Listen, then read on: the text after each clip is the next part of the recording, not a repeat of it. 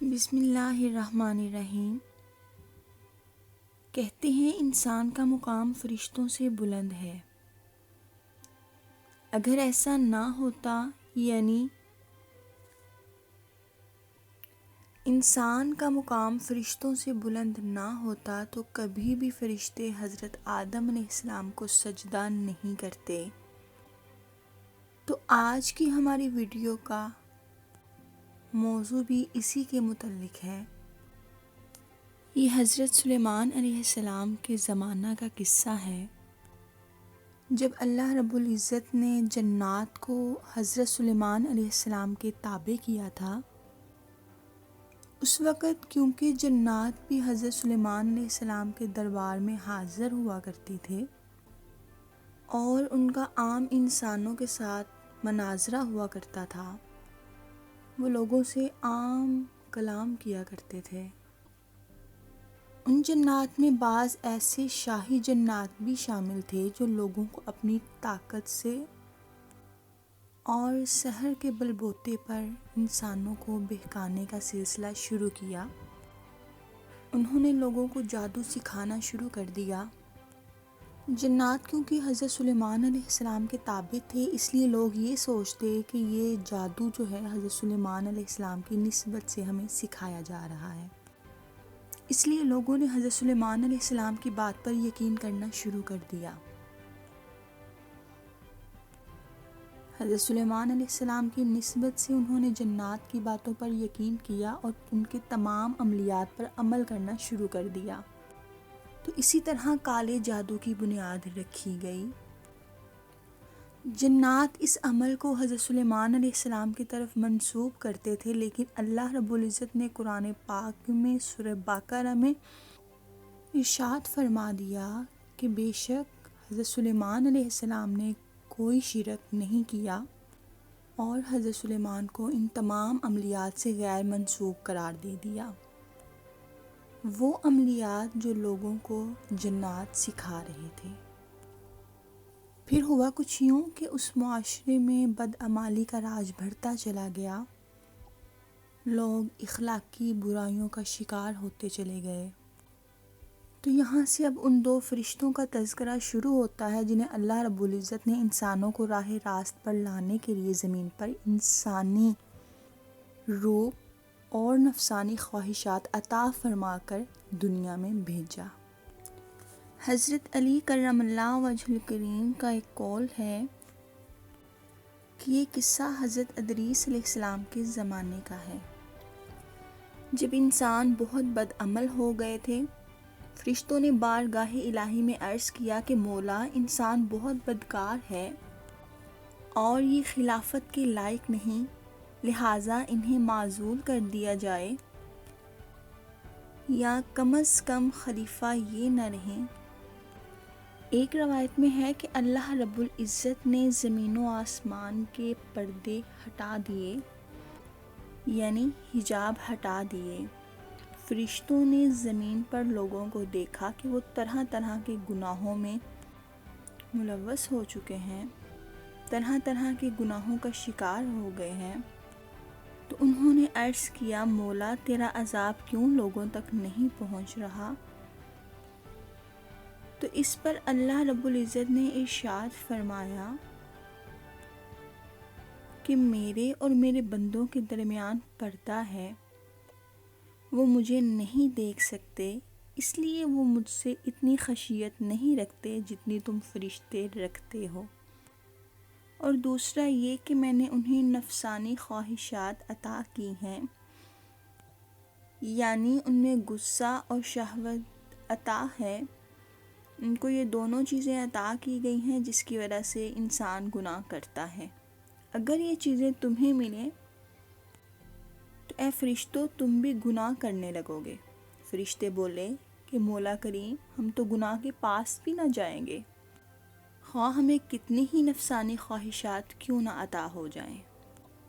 اس پر اللہ رب العزت نے ارشاد فرمایا کہ اے فرشتوں، تم اپنے میں سے تمام فرشتوں میں سے سب سے پرہیزگار، زاہد و عابد فرشتے چھانٹ لو، یعنی ایسے فرشتوں کا انتخاب کرو جو تم میں سب سے زیادہ عبادت گزار اور سب سے زیادہ پرہیزگار ہیں، میں انہیں زمین پر بھیجوں گا۔ چنانچہ فرشتوں نے 3 فرشتوں کا انتخاب کیا جنہیں انسانی روپ اور نفسانی خواہشات عطا کی گئیں۔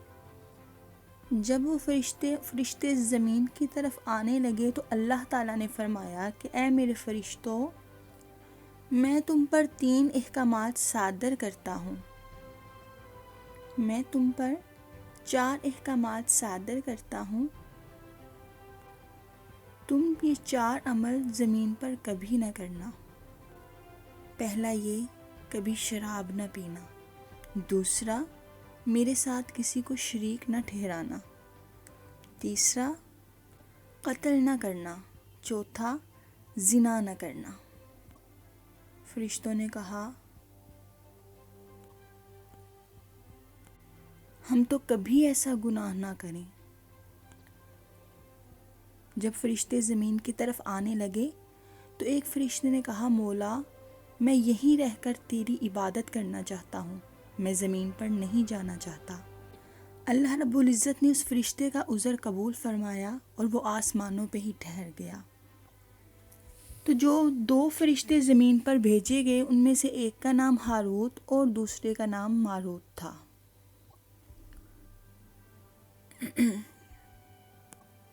یعنی ہاروت اور ماروت کو شہر بابل میں اتارا گیا اور فرمایا کہ تم میرے قاضی بن کر لوگوں کا فیصلہ کیا کرو اور روزانہ اسم اعظم کے ذریعے شام کو آسمان پر آ جایا کرو۔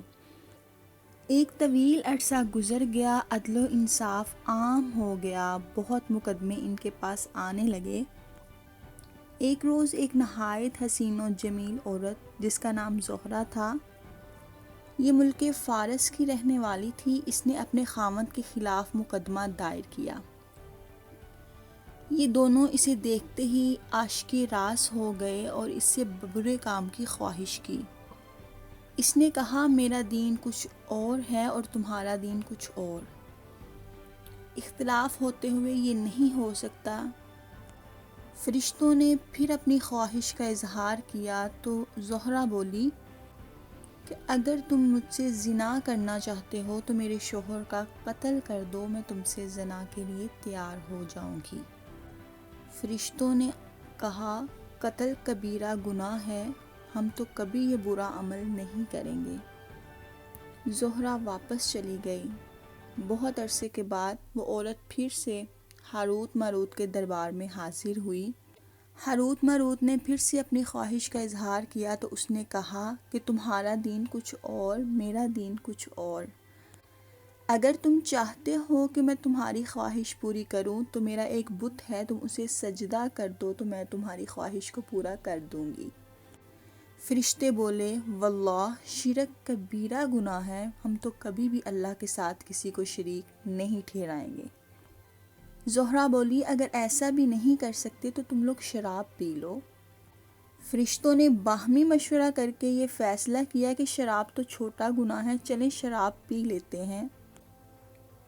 اپنا فیصلہ کرتے ہی دونوں فرشتے زہرہ کے گھر پہنچ گئے، یعنی ہاروت ماروت جو کہ فرشتوں میں سب سے زیادہ پرہیزگار، عابد اور زاہد تھے۔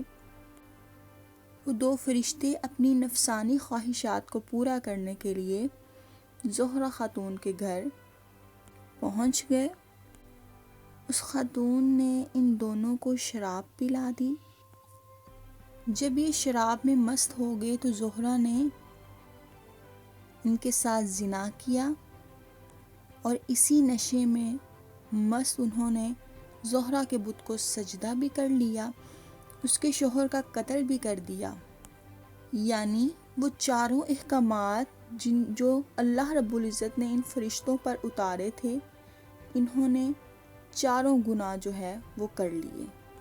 پھر زہرہ بولی کہ تم لوگوں کے پاس ایسا کون سا عمل ہے جسے تم پل بھر میں آسمان پر پہنچ جاتے ہو؟